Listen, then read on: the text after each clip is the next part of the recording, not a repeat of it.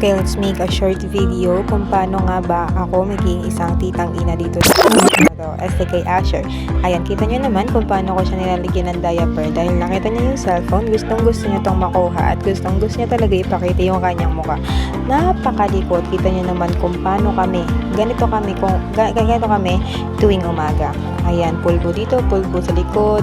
Kailangan pang utu-utuin para lang makapagpapulbo siya. At ayan na nga, kinuha niya na yung camera, pulbo sa kilikili, pulbo sa lieg, dahil napakapawisin niya, kailangan niya ng pulbong madami. Ayan, kinuha niya na nga yung camera at kunting utu-uto para painom ng gamot. At sabi ko nga, paano si Asher uminom ng gamot? At ayan, nakita niya naman, hindi ko po siya sinaktan.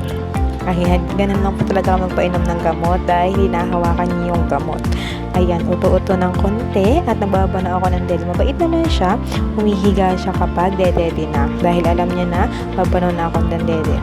Ayan, kita nyo naman kung gaano kakulit at kaarte kung paano yan. Patutulog na siya. Tulog, pik-pik dito, pik-pik there, here, and everywhere. At kunting uto para lang makatulog siya.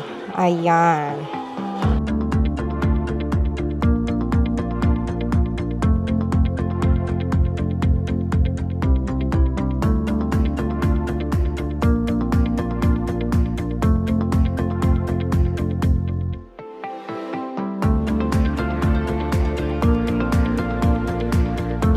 Walang katapusang pikpik at ayan nga, inabayan ko na para makatulog na siya. Pero ang nangyari ay nilaro niya ako. Makikita niya maya-maya, nabibitawan niya yung dede niya. Ayan, balintong here, balintong there, and balintong everywhere. Ayan, nakita na naman niya yung mukha niya sa camera. Ayan na, malapit na. Ayan na, nilaro na ako. Iluuto niya ako, akala niya hindi ko siya patutulugin. Ayan, yan, nanununtok pa ng mukha. Nakikita niya ako, yakap-yakap dyan. Uto-uto, inuuto ako para hindi siya makatulog.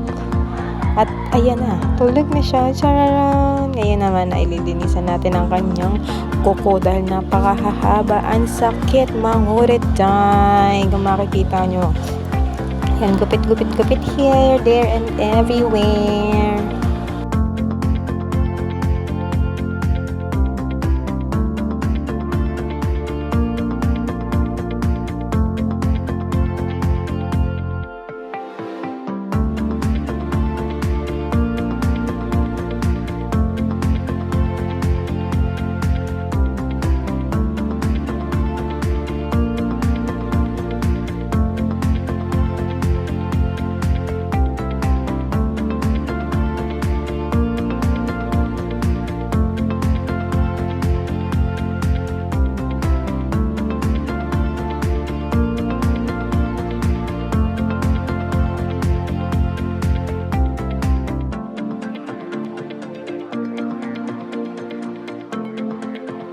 Kung mapapansin niyo, may sahod ako dyan para hindi man laglag yung koko kasi kinakain niya. Nililimot niya sa sahig at kinakain.